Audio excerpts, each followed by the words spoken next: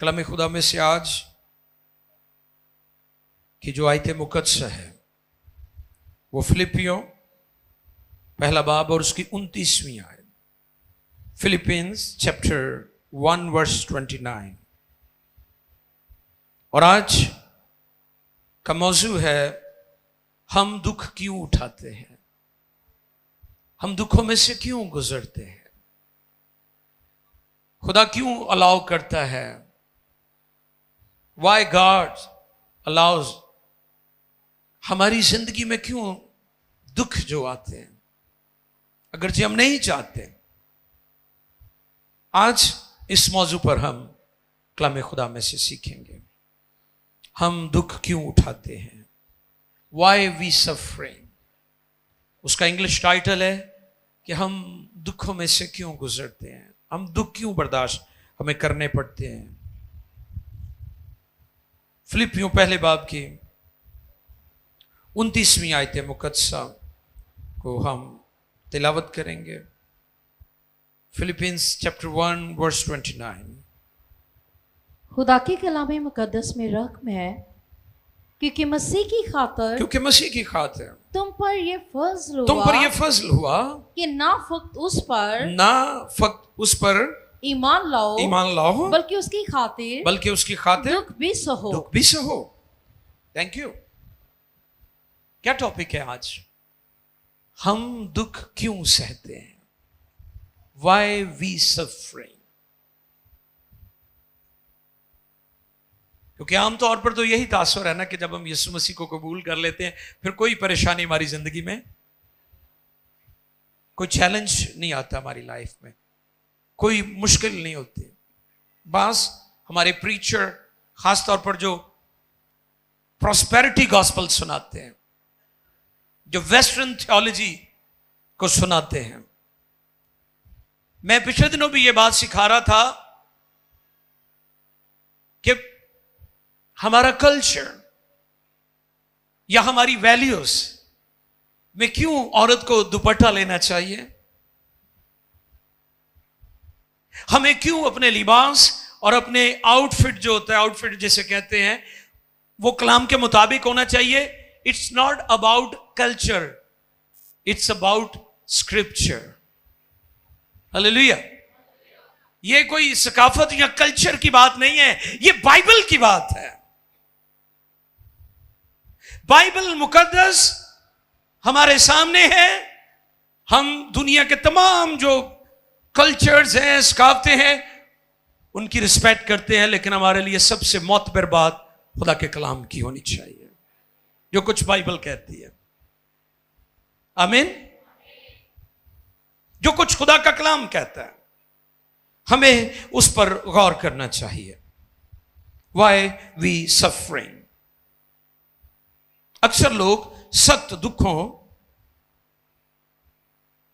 और जानलेवा आजमाइशों में से गुजरते हैं, बाज जिस्मानी, बाज ज़हनी और बाज माली तौर पर बहुत ज्यादा तकलीफ में से गुजरते हैं। और आज फी जमाना खास तौर पर मुल्क पाकिस्तान जैसे जो हमारे खास तौर पर जो थर्ड वर्ल्ड कंट्रीज हैं, उनमें ये बहुत ज्यादा प्रॉब्लम है कि लोग फाइनेंशियली तौर पर बहुत ज्यादा दुखों में से गुजर रहे हैं। बुनियादी जो जिंदगी की जरूरियात हैं कई दफा वो भी नहीं मिलती। और हम खुदा की शुक्रगुजारी करते हैं कि हमारे मसीही सब हालतों में अपने खुदा और ईमान के वफादार रहते हैं।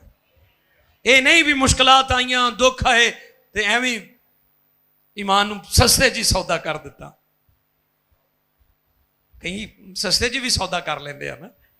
यहूदा ने यीशु को 3 सिक्कों के इवज बेच दिया था। और मैं जब भी ये बात करता हूं तो मैं कहता हूं उसने यीशु का सौदा नहीं किया था। यीशु तो अनमोल है, उसकी तो कोई कीमत नहीं लगा सकता, उसने अपना सौदा किया था। आज भी अगर कोई मसीही चंद सिक्कों की खातर या खुराक या रोटी की खातर अपना ईमान बेच देता है तो याद रखें वो दुनिया का बदनसीब शख्स है, क्योंकि कोई चीज हमें मसीह की मोहब्बत से जुदा नहीं कर सकती। और बाज़ औक़ात ये मुसीबतें या दुख शैतान की तरफ से बिलवास्ता या बिला वास्ता हमारी जिंदगी में आते हैं। और आज चंद एक नुकात मैं आपकी खिदमत में रखूंगा ताकि आप भी जितने यहां पर मौजूद हैं वर्शिप सेंटर में और हमारे नाज़रीन या जितने भी हमें फॉलो करने वाले लोग हैं बाद में भी मैसेज को सुनेंगे, मैं चाहता हूं कि वो कलाम की इन सच्चाइयों को अपनी जिंदगी में गौर से ध्यान से सुने। दुख मसाइब कैसे हमारी जिंदगी में आते हैं, ये पहला नुक्ता है। तो इसका जवाब है, पहला पॉइंट, हमारी अपनी गलतियों और गुनाह के बायस। नोट कर ले इस बात को। सबसे पहला पॉइंट, हमारी अपनी गलतियों और रॉन्ग डिसीजंस, गलत फैसले। जब हम गलत फैसले करते हैं उसके सबब से हम पेन में से, दुख में से गुजरते हैं। गलतियों 6 बाब 7वीं आयत, गैलेशियंस चैप्टर 6 वर्स 7। आओ कलाम खुदा में से इस बात को समझने की कोशिश करें कि हम जब रॉन्ग डिसीजन लेते हैं तो हम फिर दुखों में से गुजरते हैं। गलतियों 6 बाब 7वीं आयत, ध्यान से सुने, कलाम खुदा पर गौर करें। फरेब ना खाओ, खुदा ठट्ठों में नहीं उड़ाया जाता, क्योंकि आदमी जो कुछ बोता है वही काटेगा। क्या लिखा है? आदमी जो कुछ बोता है वही काटे। अगर आपने अच्छा बीज बोया है तो आप अच्छी फसल काटेंगे। जो कोई अपने जिस्म के लिए बोता है वो जिस्म से हलाकत की फसल काटेगा। और जो रूह के लिए बोता है रूह से हमेशा की जिंदगी की फसल काटेगा। Thank you. टोटली आप पर डिपेंड करता है आप किस डायरेक्शन में जाना चाहते हैं। आप हमेशा के लिए खुदा के साथ रहना चाहते हैं या आप खुदा से सेपरेट होना चाहते हैं। जो रूहानी मौत है वो सेपरेशन है। मौत का मतलब अलहदगी है, जुदाई, सेपरेशन। और फिर इसके बारे में जब हम गौर करते हैं तो ये बात हमारे सामने है कि अगर किसी ने कत्ल किया है, वो खुदा के हुजूर रोता है, गिड़गिड़ाता है, खुदा उसे माफ कर देता है, क्योंकि खुदा मुआफ, क्योंकि उसने कत्ल किया है, उसे जेल काटनी पड़ेगी। क्या करना पड़ेगा? क्योंकि उसने कत्ल किया है। और इसी तरह बेशुमार लोग उनकी जिंदगी में ये चीजें वो समझते हैं कि हमने मर्डर कर दिया है, खुदा ने हमें माफ कर दिया है, उन खुली छुट्टी है। क्योंकि आपने गलत काम किया है, आपको उसकी पेन में से गुजरना पड़ेगा। फिर इसी तरह आप शराब पीते हैं, बदकारी करते हैं, बुराइयां करते हैं, आप खुदा के हुजूर जब माफी मांगते तो खुदा आपको माफ कर देता है, लेकिन आपका बदन जो है वो दुख में से गुजरेगा। आपको पता है कि दाऊद को खुदा ने माफ कर दिया था। एक और इंटरेस्टिंग चीज दाऊद के हवाले से, आपको पता है दाऊद ने साउल से भी बड़े बड़े गुनाह किए थे, लेकिन साउल को खुदा ने रद्द कर दिया था, दाऊद को खुदा ने माफ कर दिया था। क्योंकि साउल अपनी गलती की मुआफी नहीं मांगता था, दाऊद खुदा के हुजूर बड़ी हलीमी और फिरौतनी से झुक जाता था और अपनी गलतियों का इकरार करता था। आज कई लोग गुनाह भी कर देने, चोरी भी कर देने, भैड़े काम भी कर देने, गलत रावां ते भी चल देने ते फखर भी कर देने, अपनी गलती नूं कबूल भी नहीं करते, तौबा भी नहीं करते, ते फिर भी वो कहते ने जी असी खुदा दे हां। ऐसा नहीं हो सकता। खुदा हमारी मुआफी का दिफा करता है, हमारे गुनाहों का दिफा नहीं करता।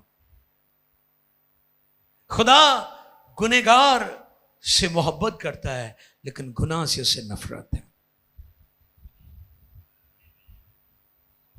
सबसे पहला नुक्ता, दुख हमारी जिंदगी में हमारी गलतियों के बायस आते हैं।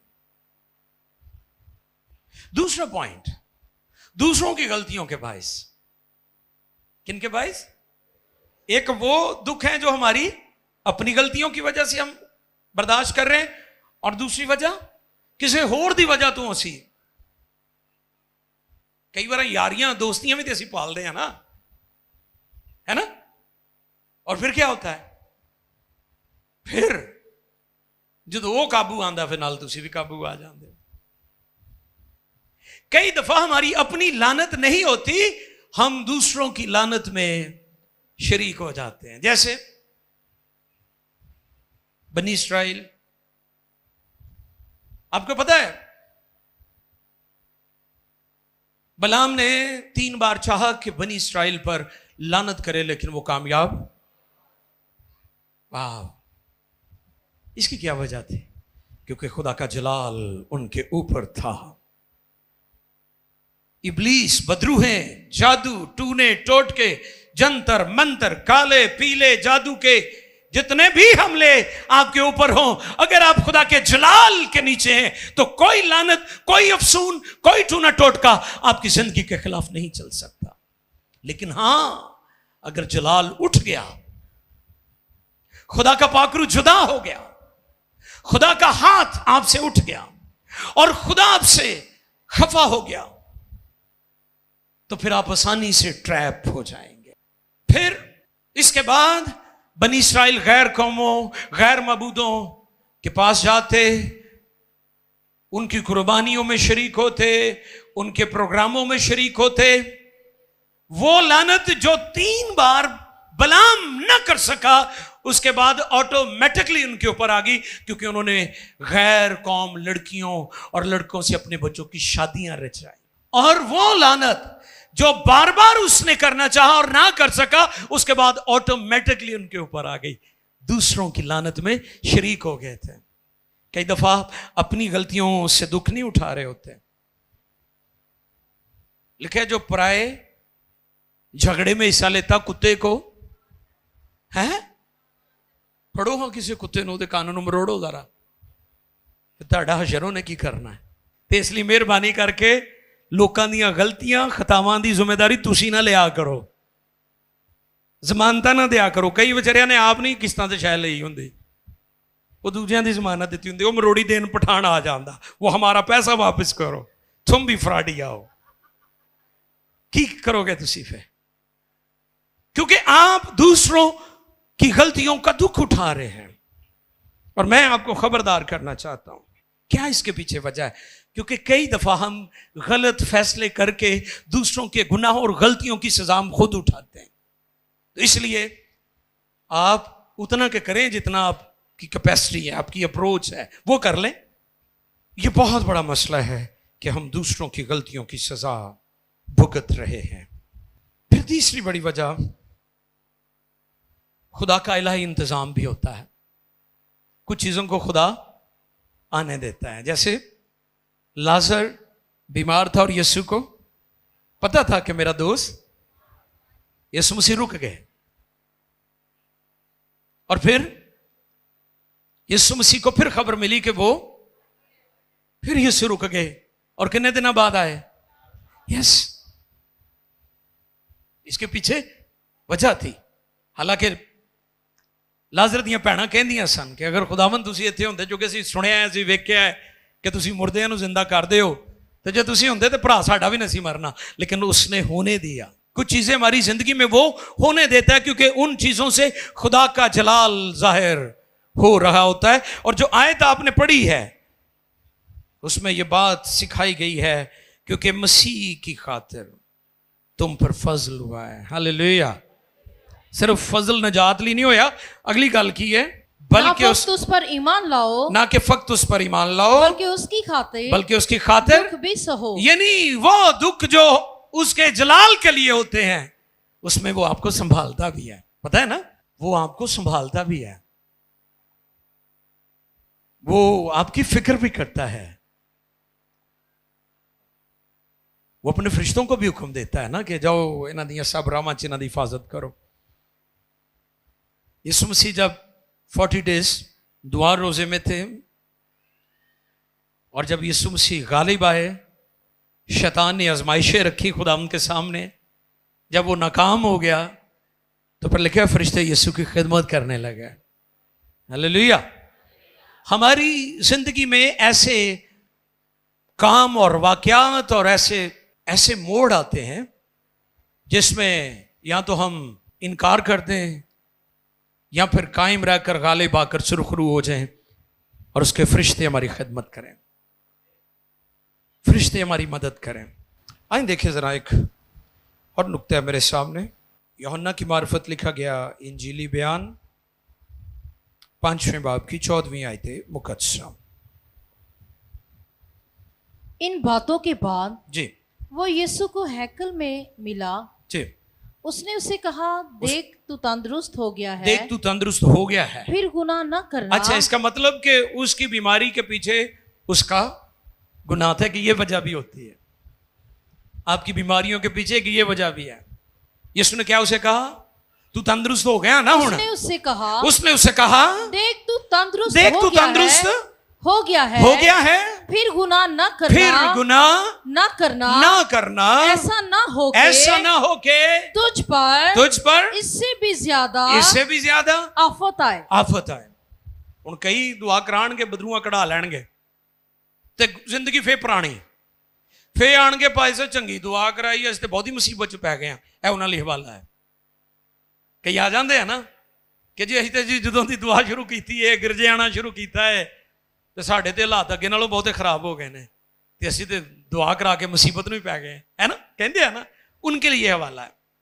यीशु को वो मिला और यीशु ने उसे कहा तू ठीक हो गया है, तंदुरुस्त हो गया है, आइंदा गुनाह, ताकि ये ना हो कि जो मुसीबत, जो दुख, जो आजमाइश, जो बीमारी तुझ पर आई अब उससे भी बड़ी आ जाएगी। क्योंकि कलाम में लिखा है कि जब बदरू निकलती है तो सूखे मकामों में आराम ढूंढती है। किथे लभदी है? शैतान को वैरानी पसंद है, उदासियां पसंद है, तन्हाइयां पसंद है। तन्हा रहना, लोनलीनेस, लोग अपने गमों को भुलाना चाहते हैं, तन्हाइयों में चले जाते हैं और शैतान के और ज्यादा कब्जे में आ जाते हैं। वेला बंदा बीमार तो यहां बदकार, वेला बंदा बीमार तो यहां बदकार, वेला नकारा नखट्टू हड हराम काम करने नूं दिल ना जदा करे, या तो उन्होंने बीमारी चिंबड़ेगी तो या उन्होंने बदकारी चिंबड़ेगी।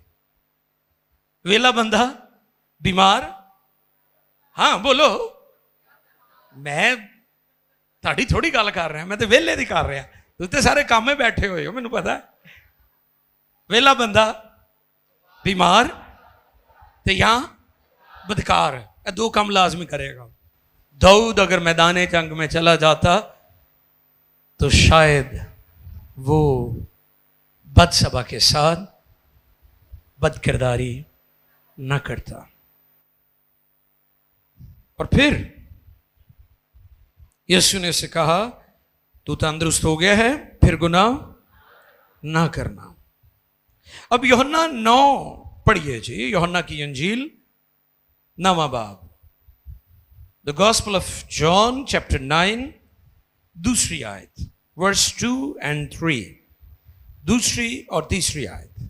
और उसके शागिर्दों ने उससे पूछा कि ए रबी किसने गुनाह किया था जो ये अंधा पैदा हुआ, उस शख्स ने या इसके माँ बाप ने। यीशु ने जवाब दिया कि ना इसने गुनाह किया ना इसके माँ बाप ने, बल्कि ये इसलिए हुआ कि खुदा के काम, हालेलुया, किसके काम? खुदा के काम, अगर आपकी जिंदगी में ऐसे दुख हैं जिन दुखों से खुदा के काम और जलाल जाहिर हो रहा है, तो फिर उसके लिए शुक्रगुजारी किया करें। आमीन। उसके लिए मलाल ना किया करें। कई दफा हम अपनी बेवकूफियों और नादानियों और गलतियों और खताओं के सबब से मुक्के खा रहे होते हैं। वो मकाम होता है जहां हमें शर्मिंदा होना चाहिए, तौबा करनी चाहिए, खुदा के हुजूर झुकना चाहिए। लेकिन अगर आपकी जिंदगी में कुछ ऐसा हो रहा है जिसमें आपका कोई कसूर नहीं है, जैसे अय्यूब, उसकी जिंदगी में मुसीबतें आई, मुसीबतों के पहाड़, बीमारी, औलाद मर गई, जानवर मर गए, घर तबाह हो गया, तूफानों और आंधियों की नजर हो गया, शैतान ने इंतहा कर दी उसकी जिंदगी में दुखों की, क्योंकि उसके दुख, उसकी मुसीबतें खुदा की मर्जी से थी, तो फिर खुदा ने उसे बहाल भी कर दिया था। और इसलिए कलाम में लिखा है, सादिक कितनी बार गिरे हैं, और फिर हां, सादिक डिगेगा ना तो वो खुदा दे हुजूर चलो एवें डिग पिया तो फे उठ पेगा, तो जो शरीर डिगेगा पिछे नूं डिगेगा, मणका टुट जाएगा ਉਹਦਾ। लिखा है सादिक डिगदा है फे उठ पैंदा है। होवे सही साधक, वैसे साधक मसीह की नहीं मैं गल कर रहा, कईयां दे शनाती कार्ड तो भी साधक मसीह लिखा, मैं ਉਹਦੀ नहीं गल कर रहा। बंदा रासबाज होना चाहिए है। कईयां दा नाम नूर मसीह है तो काम सारे काले ने ਉਹਦੇ। समझ रहे मेरी बात? मैं उनकी बात नहीं कर रहा हूं, मैं उसकी बात कर रहा हूं जिसका किरदार रासबाज है, वो सादिक है, राइचियस पर्सन की बात कर रहा हूं। I am talking about righteous person. वो जो रासबाज है, वो जो रासबाजी की जिंदगी बसर करता है, जो खुदा के खौफ में जिंदगी बसर करता है, मैं उसकी बात कर रहा हूं।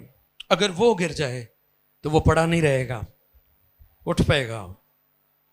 और उठ देने, लोग तो गिराना चाहते हैं लेकिन वो उठ जाते हैं। लोग समझते हैं ये गिरा रहेगा, ये प्यार रहेगा, क्योंकि वो सादिक है, वो रासबाज है, उसकी जड़ें खुदा में हैं, और जिसकी जड़ें खुदा में हैं वो कभी गिरा नहीं रहता, वो उठ खड़ा होता है। और फिर जो उठ रहा है वो और खतरनाक हो जाता है शैतान वास्ते, इब्लीस के लिए। वो फिर जख्मी शेर बन जाता है, वुंडेड लाइन, जख्मी शेर जैसे होता है। खुदा उसे अकाबो जैसा जोर देता है। जैसे औकाब के बारे में हम जानते हैं कि वो ऊपर चोटियों पर जाकर 40 डेज के लिए फास्टिंग में रहता है, और इसलिए जबूर नवीस कहता, अकाबां दे वांगू तेनू जोर दे के वो तेरी जवानी नू करदा नया है। असर नौ जोर देगा आपको। अगर आप सादिक हैं, रासबाज हैं, ईमानदारी की जिंदगी बसर कर रहे हैं। यूहन्ना 11:4 भी पढ़िए जी। Gospel of John chapter 4 verse 11 जी, दोबारा पढ़िएगा। यीशु ने सुनकर कहा, यीशु ने सुनकर कहा कि ये बीमारी मौत की नहीं, बल्कि खुदा के जलाल के लिए है, खुदा के जलाल के लिए है, ताकि उसके वसीला से खुदा के बेटे का जलाल जाहिर हो। हालेलुया, आमीन। कई दफा कुछ चीजें हमारे लिए रुक जाती हैं। मैंने हन्ना पर एक मैसेज दिया था, एक ग्रेट वुमेन के बारे में कि एक अजीम औरत थी। वो औरतों के आलमी दिन के मौके पर मैंने बताया था कि वो बांझ नहीं थी, खुदा ने उसका रहम बंद किया हुआ था। समझ रहे मेरी बात को? खुदा कई दफा कुछ बरकत आपकी रोक रखता है, ठीक टाइम पर अपने मंसूबे और मर्जी के मुताबिक आपके लिए जारी करता है। इसका हरगिज मतलब वो देना नहीं चाहता या आपको मिलेगा नहीं, वो मिलेगा आपको। खुदा से मांगो मिलेगा, उसका वादा है, वो देगा। हालेलुया, खुदा के जलाल के लिए जोरदार ताली। हमें इस बात को अंडरस्टैंड करना है कलाम की रोशनी में कि हमारे साथ अगर कुछ गलत हो रहा है, हम अजियत में से गुजर रहे हैं, हम दुखों में से गुजर रहे हैं, परसिक्यूशन है, इज़हार सानी है, हम उसमें से गुजर रहे हैं, तो इसके पीछे खुदा का मकसद क्या है? इसके लिए आपकी आंखें खुली रहनी चाहिए, क्योंकि खुदा हमें बेटे जानकर हमें तंबीह करता है। देखिए इब्रानियों 12:8 ये फर्जंदियत का सबूत है अगर दुख और मुसीबतें खुदा की तरफ से आपकी जिंदगी में। देखें इब्रानियों 12:8 और फिर उसके बाद 12:8 और 12:10 ये 2 आयात हैं जिनको हम तिलावत करेंगे। पहले 12:8 पढ़िए अच्छी। और अगर तुम्हें वो तंबीह ना की गई, अगर वो तंबीह तुम्हें ना की गई जिसमें सब शरीक हैं, शरीक हैं, तो तुम हरामजादे ठहरे, ना के बेटे। खुदा हमें लावारिस नहीं छोड़ना चाहता, इसलिए भी दुख आते हैं हमारी जिंदगी में। आपको पता है जो लावारिस होते हैं, जिनका कोई मालिक नहीं होता, जिनका कोई बाप नहीं होता, जिनको कोई डांटने और झिड़कने वाला नहीं है, उनकी जिंदगी तो बेफसील है, वो तो गैर महफूज है। आज इस बात को अंडरस्टैंड करने की जरूरत है, हम फर्जंद हैं। जो कौमों और उम्मतों का खुदा है वो हमारा बाप है, और ये बाइबल ने बात हमें सिखाई है। जो दुनिया और कौमों का खुदा है, कौमें उसे राजिक भी कहती हैं, कौमें उसे आका भी कहती हैं, कौमें उसे खालिक भी कहती हैं, क्रिएटर भी कहती हैं, बहुत कुछ कहती हैं, लेकिन हम उसे बाप कहते हैं। और ये इस्तेकाक हमें यीशु मसीह पर ईमान लाने और उसे शख्सी निजात देंदा कबूल करने के सबब से मिला है कि खुदा हमारा बाप है। और ये फर्जंदियत का सबूत है कि आप उसके फर्जंद हैं, आप उसकी बेटियां हैं, आप उसके बेटे हैं, आप उसके बेटे हैं। अगर आप दुखों में से गुजर रहे हैं, अगर ये सारे मसाइब और मुसीबतें उसकी तरफ से हैं, उसने अलाउ किया इन चीजों को आपकी लाइफ में, तो फिर आप फर्जंद हैं। डोंट वरी, वो आपकी मदद करेगा, वो आपको छुड़ाएगा, बचाएगा। 10वीं आयत भी पढ़िए जी।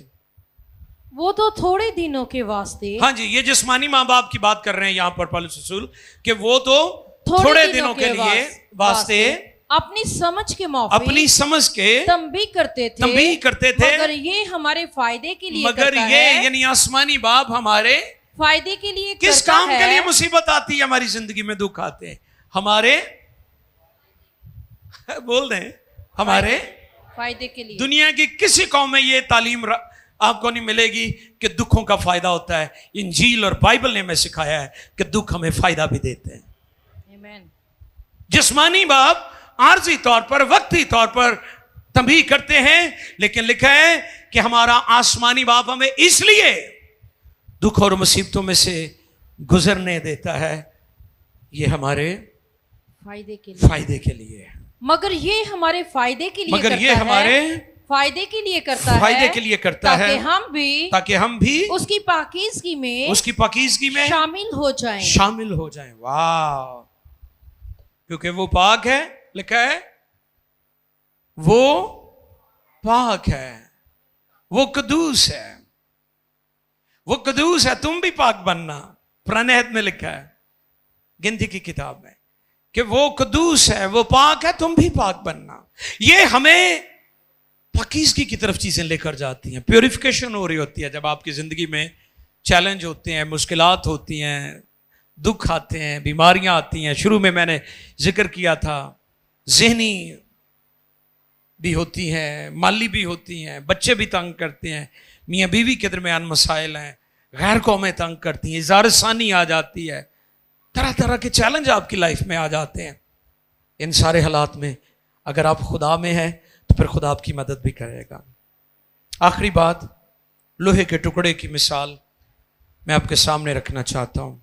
अगर लोहे का टुकड़ा, छोटा सा टुकड़ा आप ले लें, अगर उसकी कीमत 5 रुपए है, उसको कूटा जाएगा हथौड़े के साथ,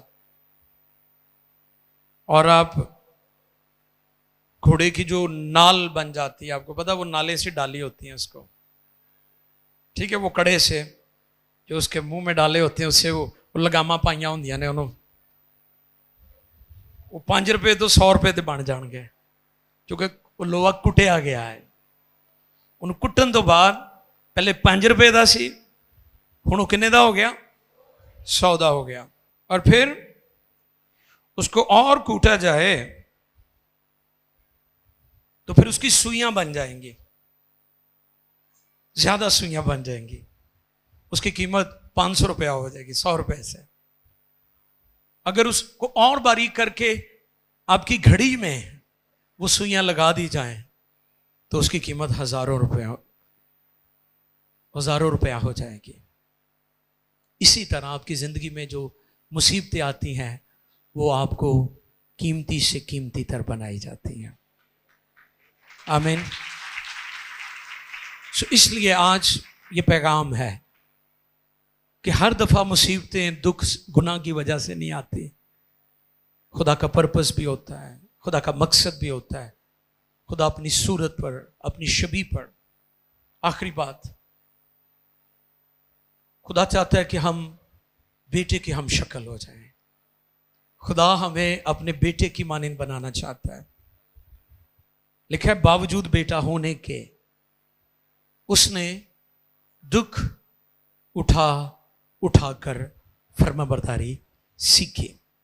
फर्माबरदारी मिलती नहीं है, सीखी जाती है। फिर से सुने, फर्माबरदारी मिलती नहीं है प्लेट च रख के या विरासत च, ये सीखनी पड़ती है। आओ चुके हैं।